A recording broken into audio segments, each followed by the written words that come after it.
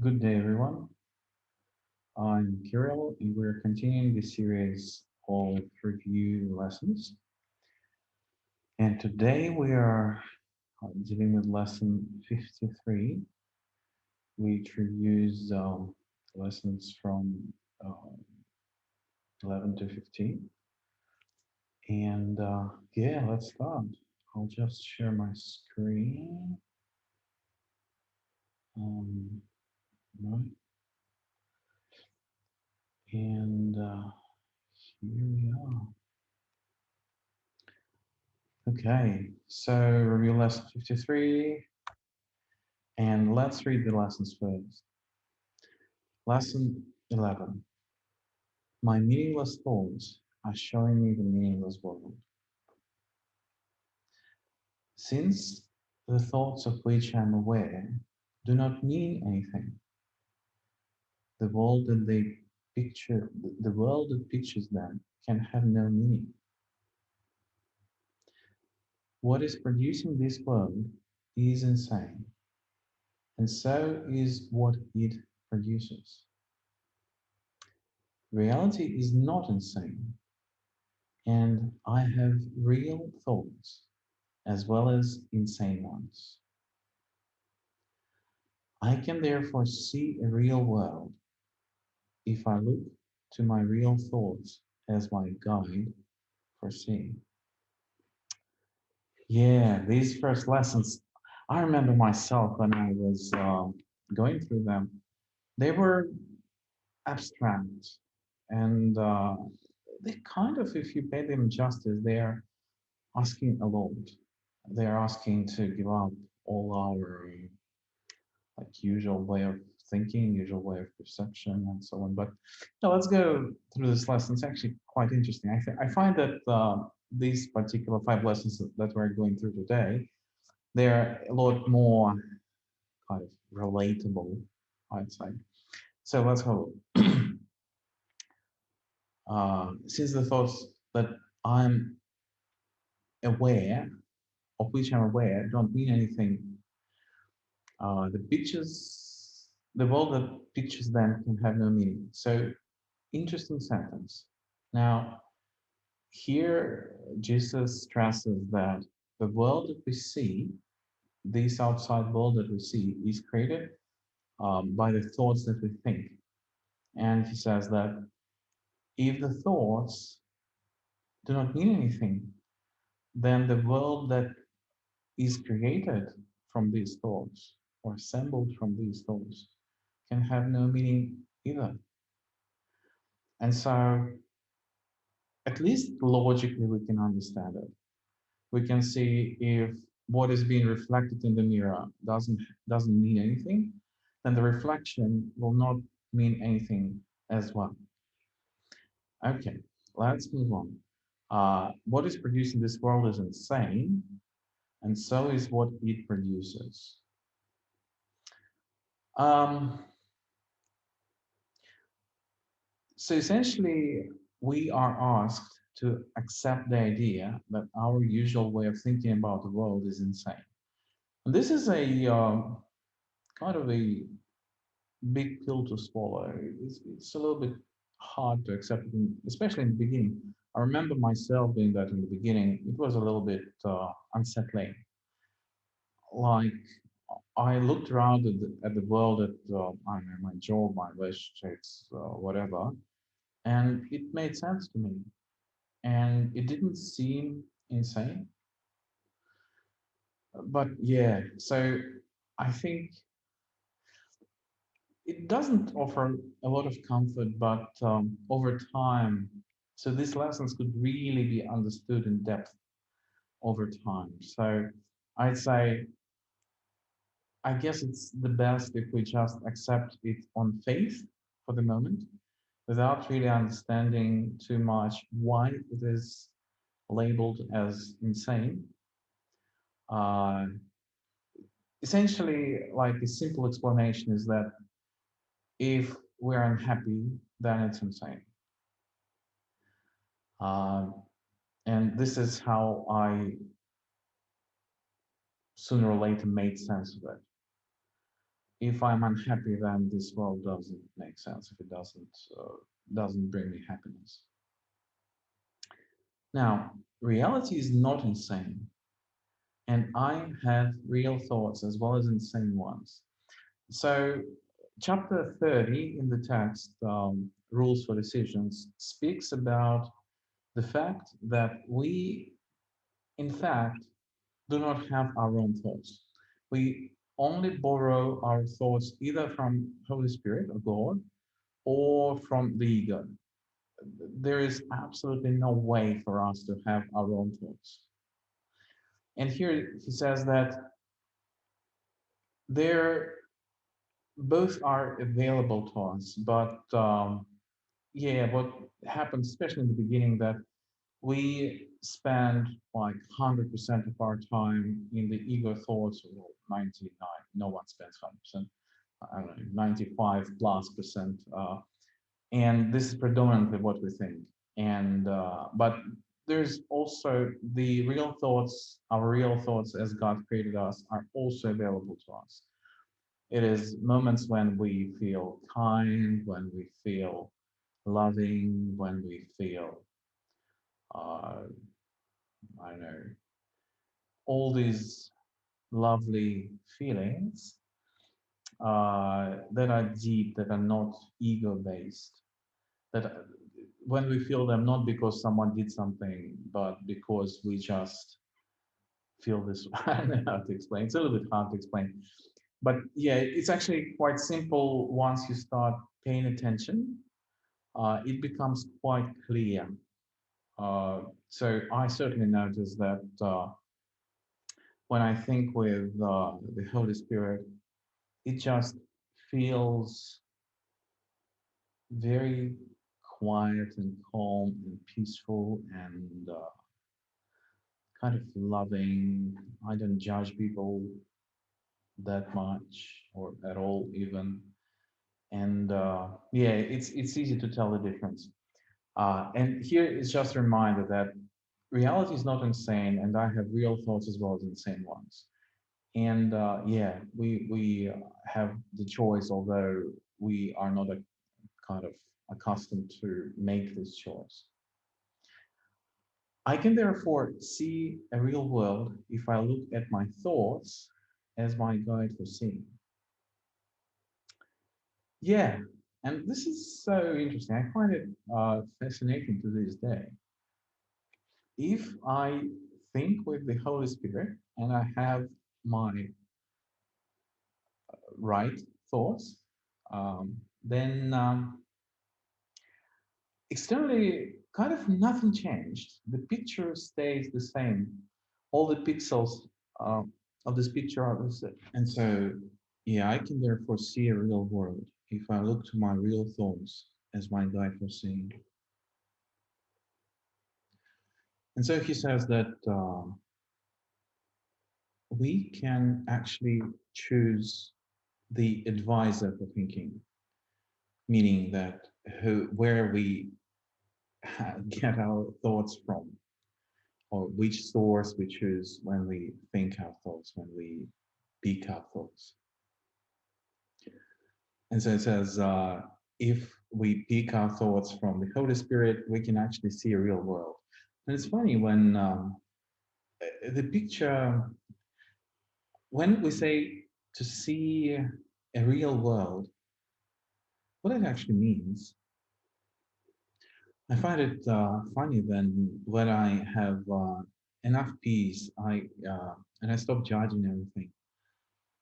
Like all the pictures stay the same, all the pixels are the same, but the attitude changes dramatically. I can see how everything is just right and serves the right purpose, and everything is there for good, and everyone benefits from what everyone else is doing, although potentially there's no awareness in the ego mind about that. So yeah, and we could choose our right thoughts or real thoughts as well. It just takes a little bit of practice. And so, yeah, this is the lesson 11. Now, lesson 12, I'm upset because I see a meaningless world. Insane thoughts are upsetting. They produce a world in which there is no order anywhere. Only chaos rules in a world that represents chaotic thinking, and chaos has no laws. I can't live in peace in such a world. I'm grateful that this world is not real and that I need not see it at all unless I choose to value it. And I do not choose to value what is totally insane and has no meaning. So it's interesting. Uh, when I first read it, I was like, hmm. If so, I certainly was aware that I was upset quite a bit of time throughout the day, and I was thinking,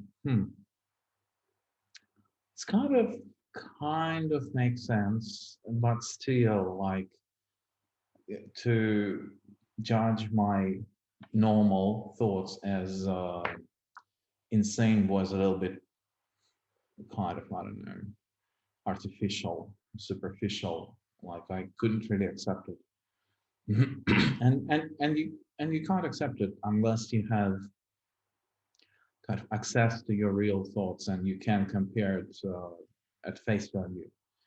Because when all thoughts that we have are just ego thoughts, well, we just consider it normal, and it's kind of hard to think about them as insane. But nevertheless, we all are noticing our upset. And here, this lesson specifically ties together insane thoughts and upset. Uh, and of course, we once again we say that our thoughts create a world. Like we could use a mirror analogy here as well. They produce a thought in which there is no order anywhere. And well, I guess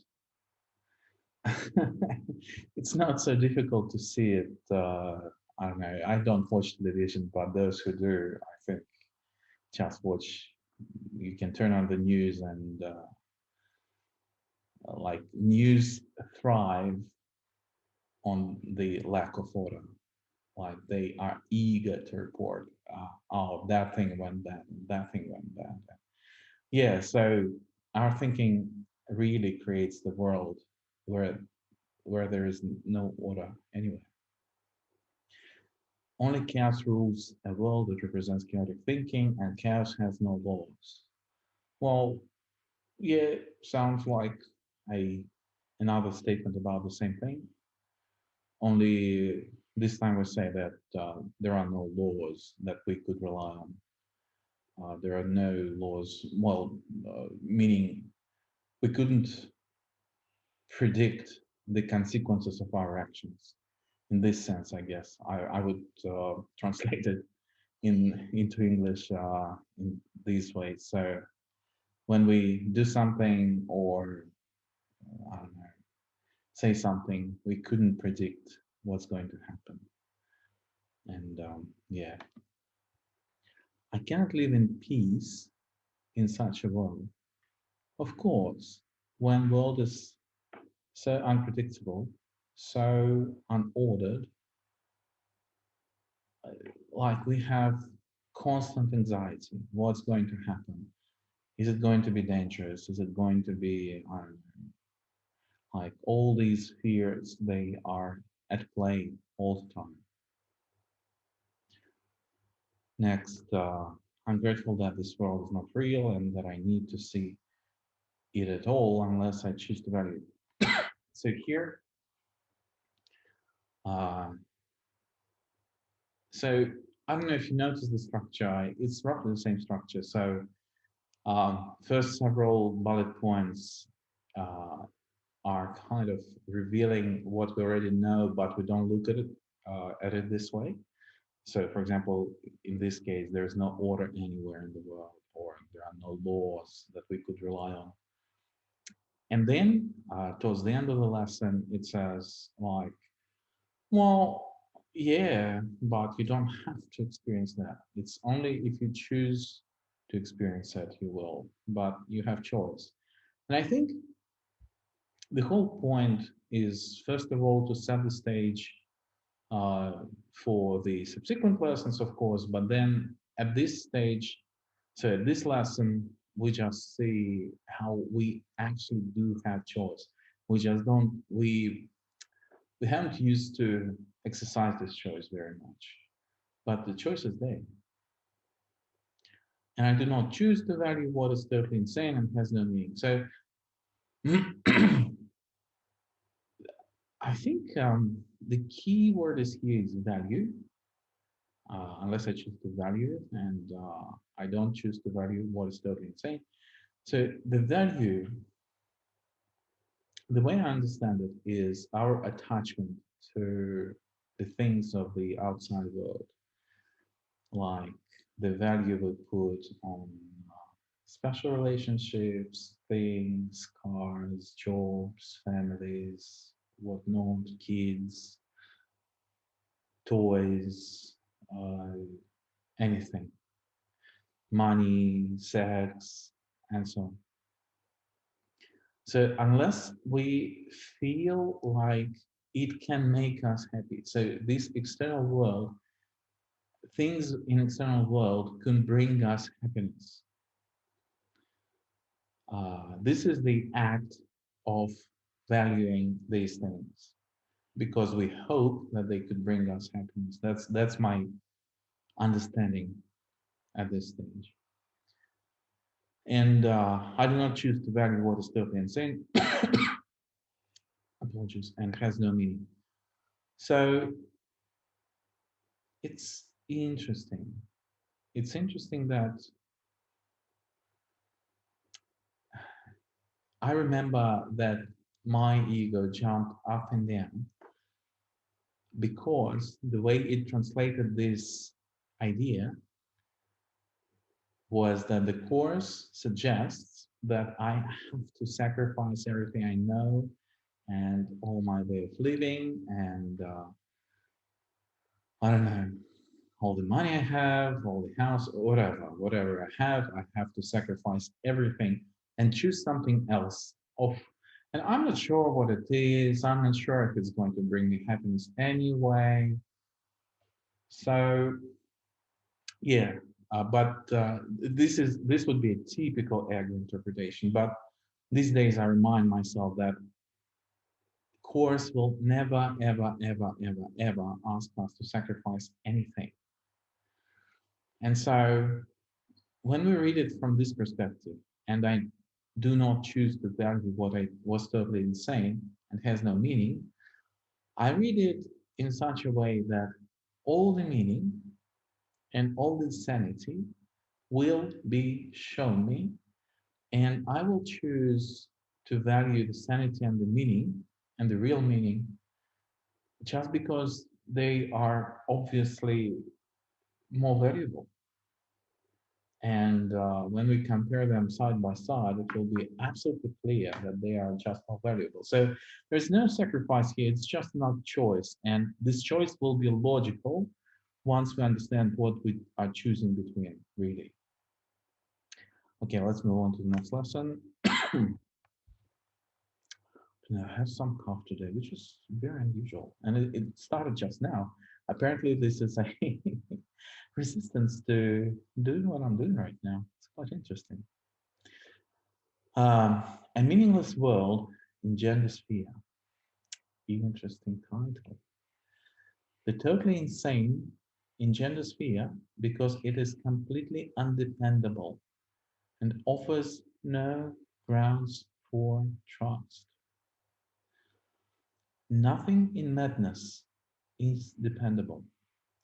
It holds out no safety and no hope, but such a world is not real. I have given it the illusion of reality and have suffered from my belief in it. Now I choose to withdraw this belief and place my trust in reality. In choosing this, I will escape all the effects of the world of fear because I'm acknowledging that it does not exist. And so here it says that this world is completely undependable and it offers no grounds for trust. We have already touched on it a little bit. And because of that, it engenders fear, because fear of what the future holds, what is there for me. Will I be able to put a food on my table? Will I be able to provide for myself and my family? Will I be able to, I don't know, survive the night or whatever it is? And here is all your business of insurance, all the business of like of similar nature that is based on fear. Uh, Nothing madness is dependable. It holds out no safety and no hope, but such a world is not real. So yeah, so safety and hope. Um, I don't know how about you, but I certainly could say that at some point in time, I just realized that nothing I can do in the external world could bring me happiness. There is no hope of external world for external world to bring me happiness.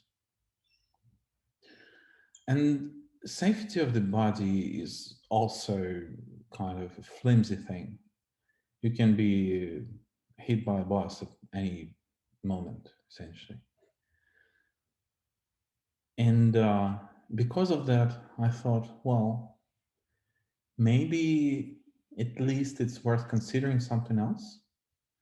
Maybe I'm actually wrong about treating or labeling the external world as true and the only possible world. And yeah, this is, I guess, I had series of such realizations, and yeah, here we just say, Jesus says that such a world is not real. And this is a very fearful idea for the ego. Ego freaked out many, many times for me before I was able to look at this idea and think this idea without kind of fear and without feeling bad about it.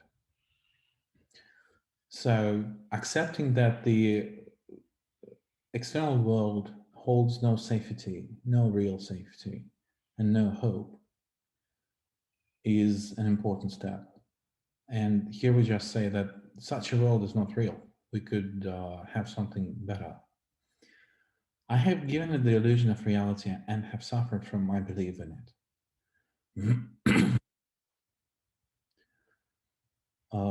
Yeah, so here it says that the only way to actually give it reality to the external world is to project our ideas, what everything means, and therefore reject all the ideas from Holy Spirit, because there are only two ways of uh, having the ideas. There are only two sources, and so we either take ideas from God or we take ideas from the ego.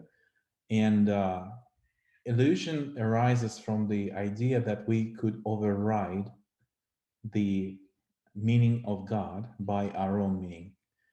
And when we project to the outside world all the meaning that we have, one of the previous lessons, we are effectively overriding the meaning of God with our own meaning that we made, and we suffer from it.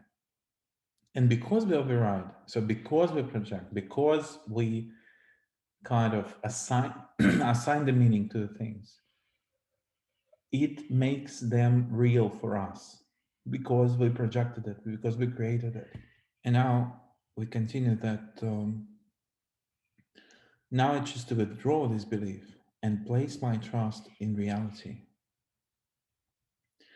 And so, like, it is written in a plain text, withdraw this belief. So essentially what belief we're talking about? We're talking about that everything that we know in the external world, what it is, how it works, what it is for. And then we say, now I choose to withdraw this belief and place my trust in reality.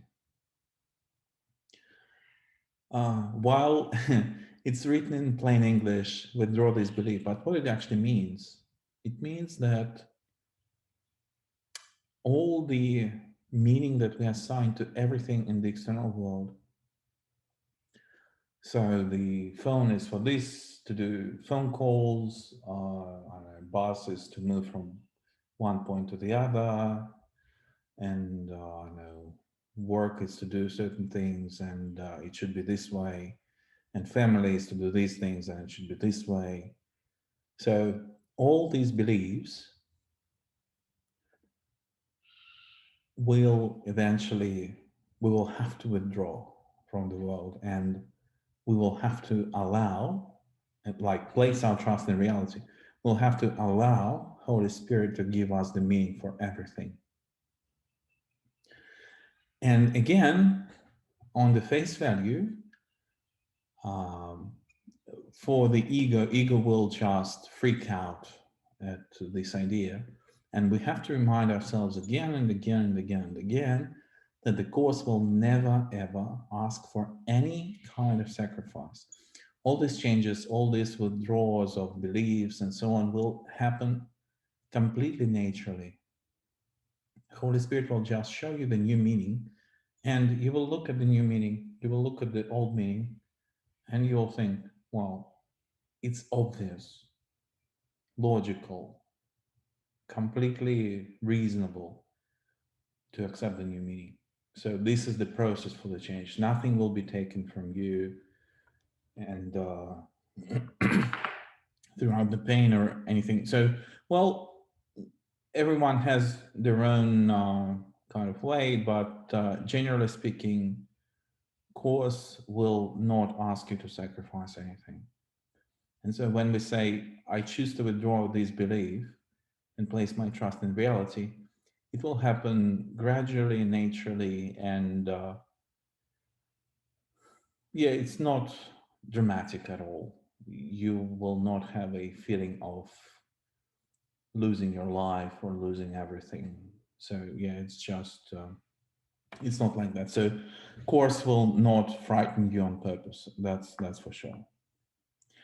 And so in choosing this, I will escape all the effects of the world of fear because I'm acknowledging that it does not exist. Same comment. Course will never attempt to frighten you and will never attempt to take anything from you against your will. So it usually happens naturally, and when something goes, yeah, you just accept it. So when something goes, you are ready for it to be gone. All right, so let's move on. God did not create a meaningless world. That's an interesting statement. So, again, common misperception, and this is a sign of duality teachings. So duality teaching thinks that God lives somewhere in this world, and that God did create this world, and God has to do with the universe and all that. So, Course says, no, no, no. The entire universe is the ego's creation. God has nothing to do with that. And the world that God did create is it has no time, no space, there's no separation. So it's kind of very, very, very abstract for us. We can't really wrap our heads around, especially in the beginning, what it actually means. But over time, Holy Spirit will share bit by bit more and more and more and more and more and more and more what this real world we're talking about. And so God did not create a meaningless world. How can a meaningless world exist if God did not create it? He's the source of all meaning, and everything that is real is in his mind. It is in my mind too, because he created it with me. Oh, it's so interesting. Why should I continue to suffer from the effects of my own insane thoughts when the perfection of creation is my home. Let me remember the power of my decision and recognize where I really abide. Yeah, that's interesting. It's an invitation to ask, really, to ask. And so, how can a meaningless world exist if God did not create it? It's a good open-ended question. And so, yeah, as we discussed in the previous lesson, it can only exist if we think that we could override God's meaning for everything and project it out and create the world of complete unreality. But then, of course, it leads to the idea that God will come back and punish us for our misbehavior, and that creates enormous anxiety and fear and all that. He's the source of all meaning, and everything that is real is in his mind. And yeah, if we remember a little bit what Course says, it says that everything is actually mind. There is no physical world for God. God is not aware of the physical world or any form. So God is abstract, God is kind, God is loving, blah, blah, blah, blah, blah. But, and God is also the source of all meaning. So everything that has meaning has it in God's mind. And also here it says like everything that is real is in his mind. And of course, if we say that God is omnipresent and omniscient, there's nothing outside of God's mind. And what we see is actually a fluke. But because we projected our own meaning, we think it's real because we projected it. Because the very fact that we assign meaning to something, we come to a certain conclusion that something has this meaning X, and we assign in our minds this meaning to X, and we see this X as having this assigned meaning, and we completely override the God's meaning for the same thing, for this thing. And yeah, and so everything that's real is in, yeah, it is in my mind too, because he created it with me. It's interesting. So the Course says that God created his son by extending his thought. So, and also it says that the thought never leaves the mind that thought it. And so it means if God is thought and his son, which means all the universal humanity, is his thought, then and then here he says that he created it with me.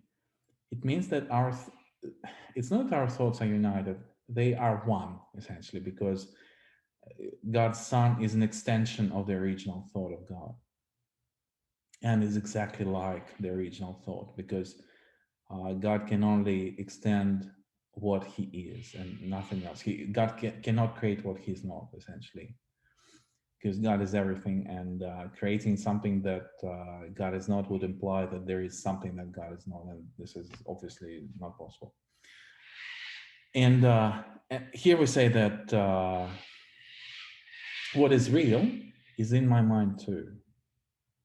So yeah, once again, we return to the idea that we have a choice between the thoughts. Why should I continue to suffer from the effects of my own insane thoughts when the perfection of creation is my home? Good question. Good question. Well, basically, the answer to this question is because we think we deserve it, and that comes from guilt. And so the guilt is what we are releasing with forgiveness by doing forgiveness work. And yeah, that's a really rhetoric question. Like, why should I continue to suffer if uh, when the perfection of creation is my home? Yeah, so essentially, our task in this earth incarnation is to just practice forgiveness, forgiveness, forgiveness, and eventually we will Holy Spirit will help us immensely to release our guilt that we don't recognize, that is completely subconscious. And yeah, so we'll become closer and closer and closer to our home, which, which is effectively a road home. Let me remember the power of my decision and recognize where I really abide. Yes, good point. Um, and again, pay attention that there's structure when there is some, uh, well, not unpleasant, but unwelcome questions in the beginning. And in the end, we are shown that there is choice. We actually can choose to do something about it. Okay, and the last lesson for today, my thoughts are images that I have made. Whatever I see reflects my thoughts.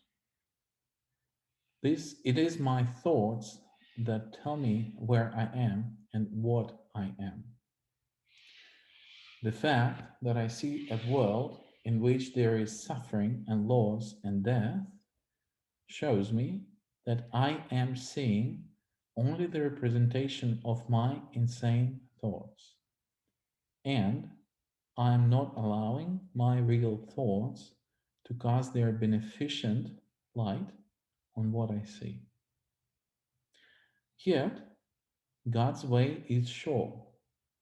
The images I have made cannot prevail against Him because it is not my will that they do so. My will is His, and I will place no other gods before Him. Lesson of big thoughts. So whatever I see reflects my thoughts. Yeah, we discussed it multiple times already. So external world is just a reflection of what we think.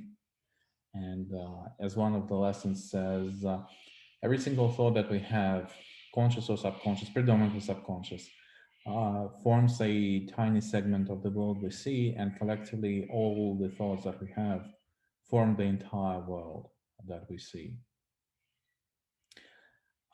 It is my thoughts that tell me where I am and what I. So that's interesting, actually. So here we say that it is my thoughts that define who I am and where I am. So we thought, well, I have a name, I have an age, I have nationality, I have sex, I have family, kids, parents, whatever, and all of that defines me. And also, as a body, I'm in a certain place. So, for example, I'm at home in my office room, right? And it says, it is my thoughts that tell me where I am and what I am. So I thought, well, it is because of my history and because my body is in a certain location. It is because of that I am what I am and I am where I am. But it says, no, no, no, no, no, no. It's the reverse. It is my thoughts that tell me where I am and what I am. And this is so because I choose to see. And it's interesting that we will not probably speak about it much, but there are lots of kind of, there is evidence that what we see is very relative. Like, for example, from normal logic, the heat, so for example, from coal would burn our skin, right? But there are plenty of evidence that people could walk on coals, on hot coals, and without any visible kind of burning or anything like that, and feel quite peaceful doing that. And yeah, so this idea, second bullet point, is that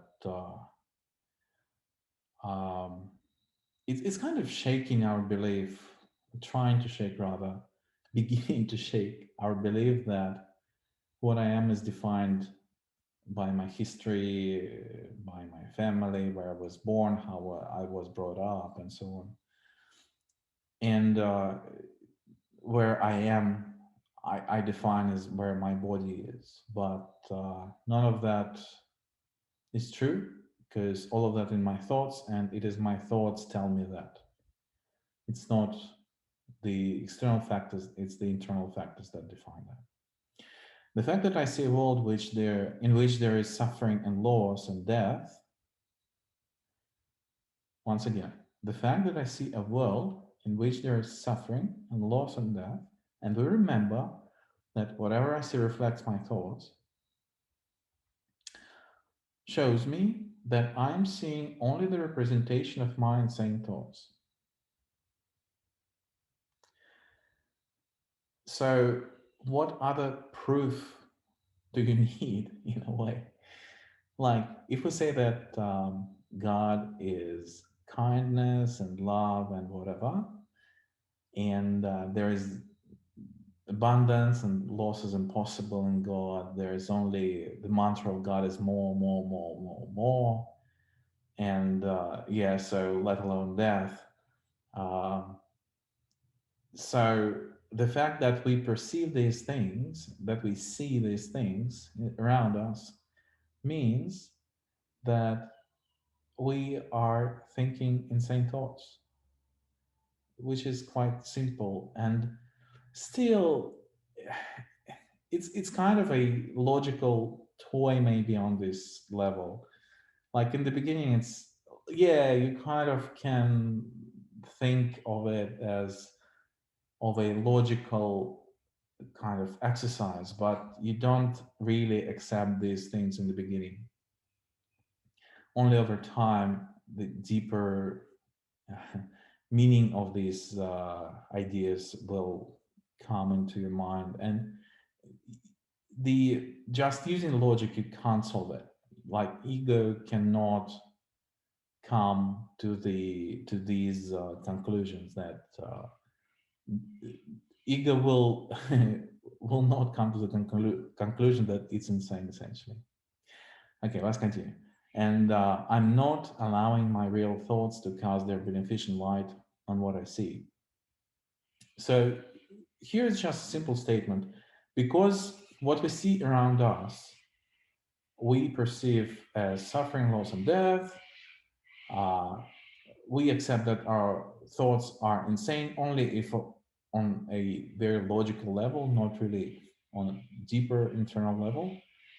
Uh, at the same time, we must admit that I'm not allowing my real thoughts to cast their beneficial light on what I see. So my real thoughts are the thoughts of God, because God did create me as extension of his thought, and therefore his thought is what I am.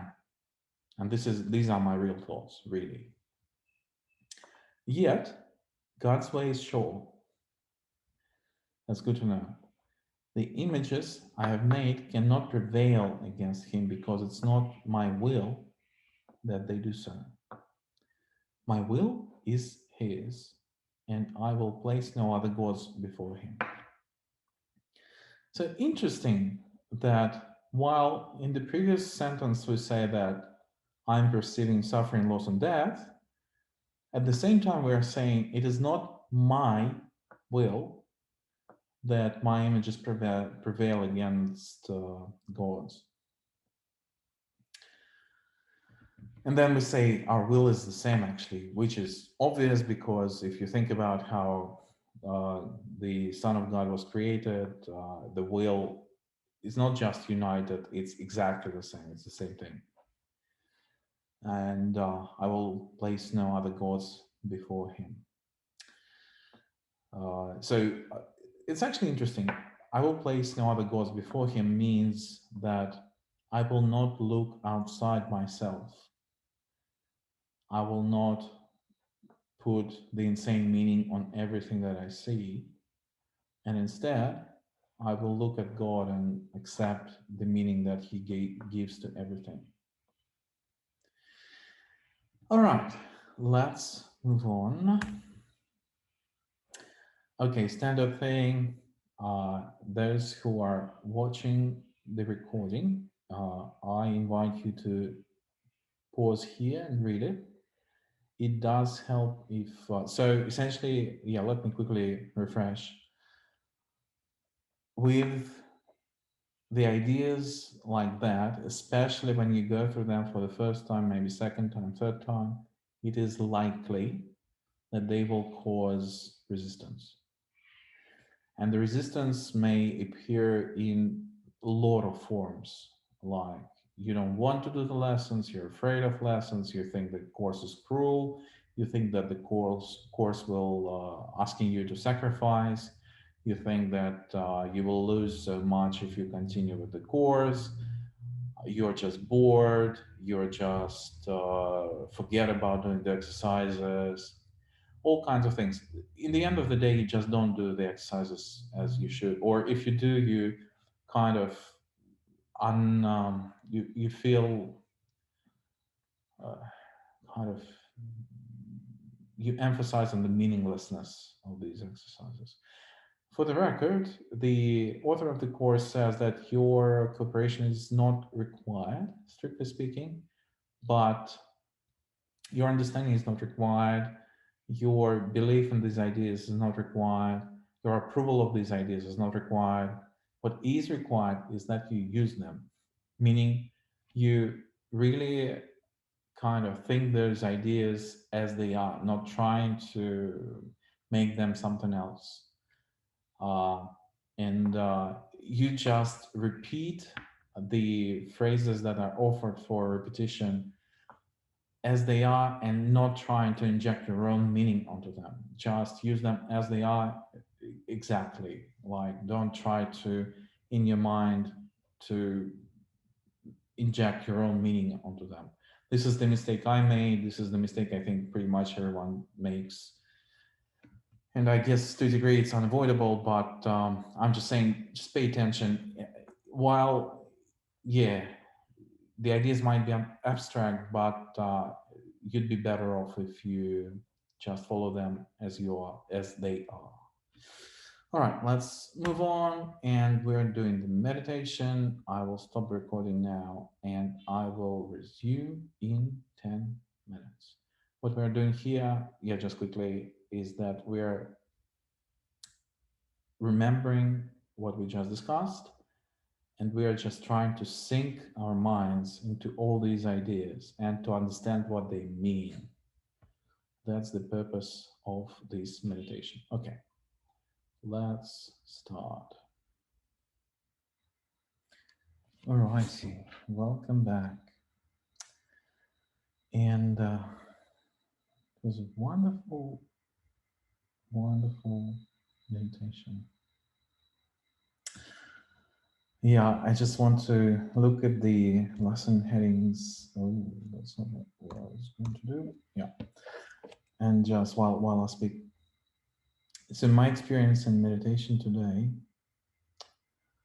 was a mix of sadness and relief. Sadness as if it's like you made certain choice, I don't know, buy a lottery ticket and you spend, I don't know, 10, 15 bucks and you didn't win anything. And you bought another one and another one and another one and another one. And maybe 10th or 15th ticket did win a little bit, like 15 bucks. And so that you got back a little bit of money, but you spent a whole lot. And yeah, so my meaningless thoughts are showing me a meaningless world. I was a little bit like sadness about all this time, all this drama, all this sad decisions, and this false hope that I could actually change the world and prove God that I'm right and He's wrong. It's just, hmm, it's not worth it, and it's meaningless, and it's clear that it could not ever succeed.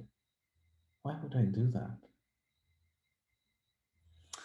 And then the next one, I'm upset because I see meaningless world. Yeah, same story. So uh, I just realized that for all these years,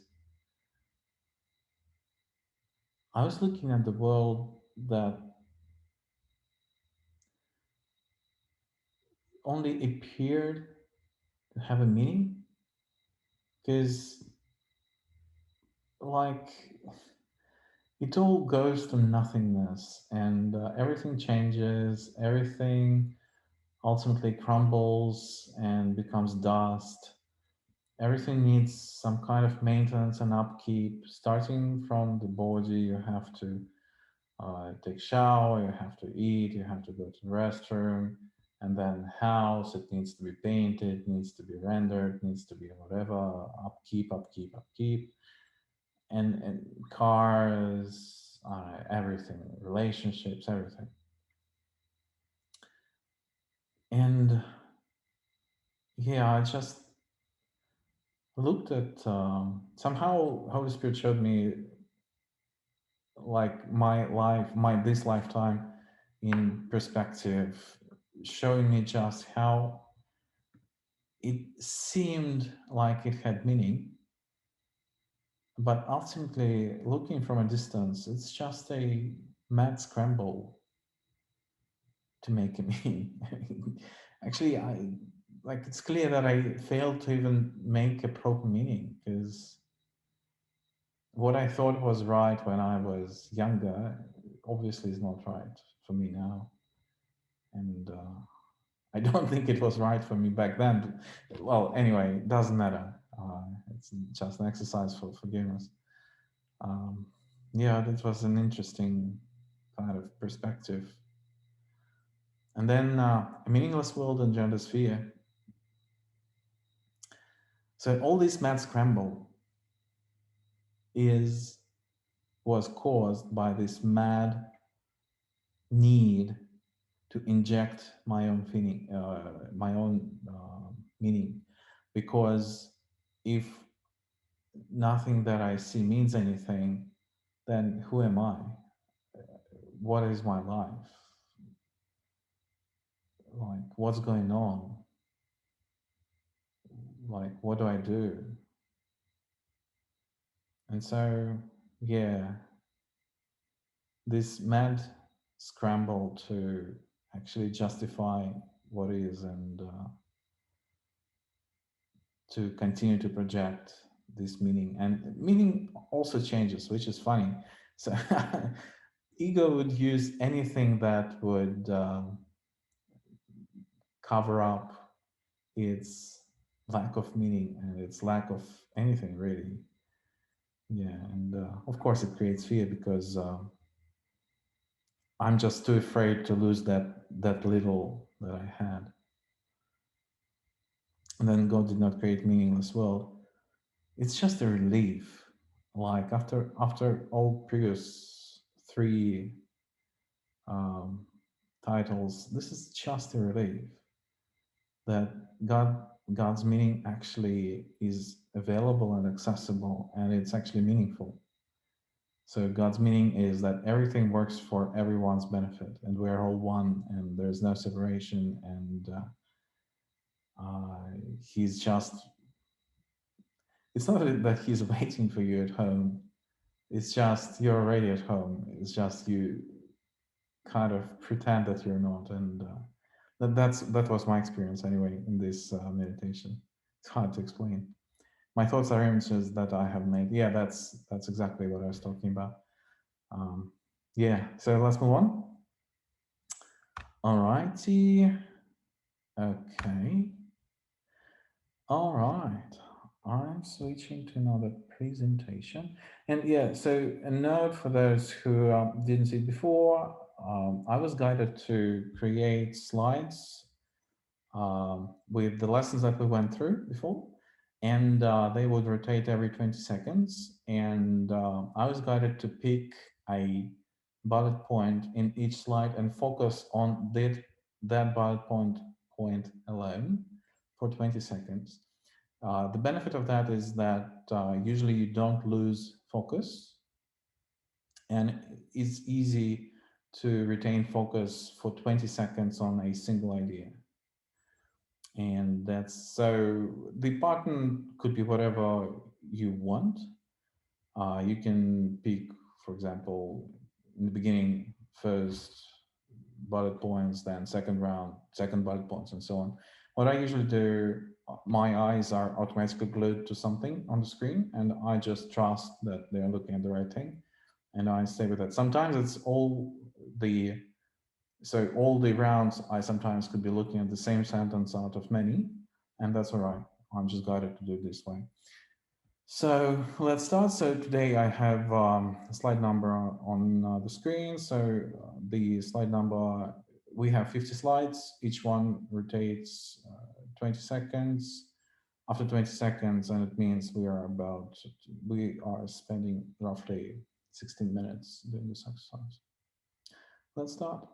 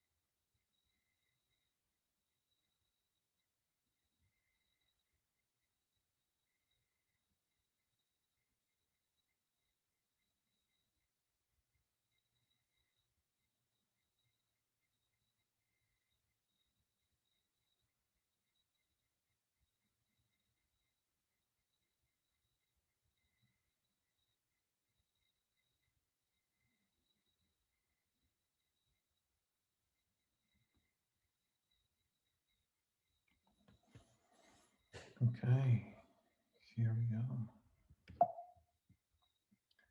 Let me switch back.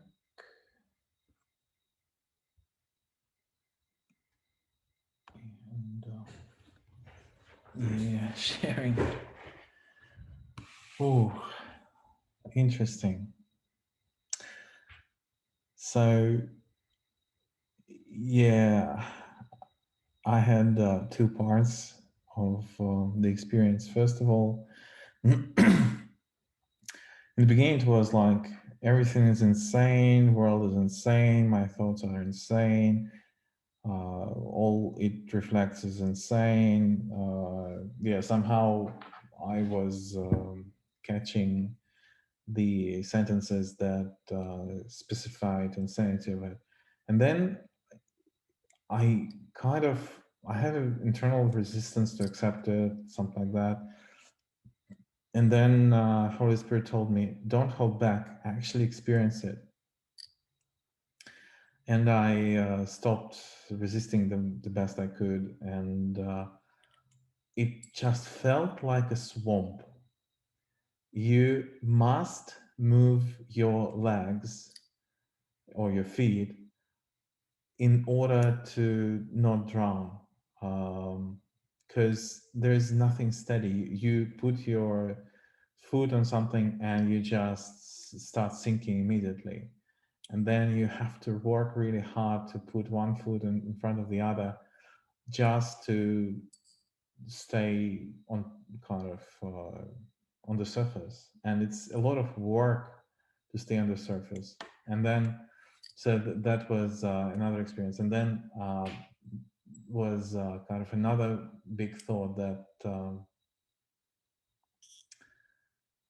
the way we all treat the world, we are trying to project our meaning, and it just clearly doesn't work.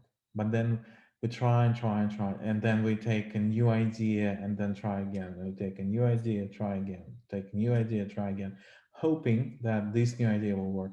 But judging from experience, why would they work?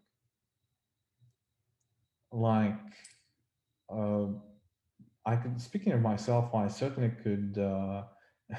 When I was buying a house, the one I live in recently, someone asked me, "Ah, now you must be happy," when I signed the contract, and I just look at them, and this wasn't the course student or anything. It was just a friend, co-worker, and I looked at him and said, "No, houses don't make people happy." And they were a little bit stunned with my reply, because it's culturally biased that we are supposed to get happy when we buy houses or cars or whatever. And this is exactly the same. So I wasn't even hoping to get any happiness from buying a house. I just knew that it's a smart move to do, and that's all really.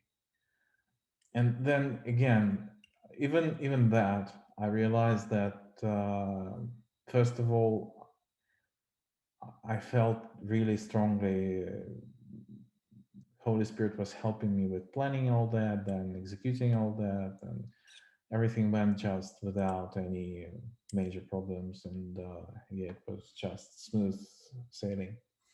And so yeah, so one thought after the other, and we have to put one feet in front of the other just to stay afloat.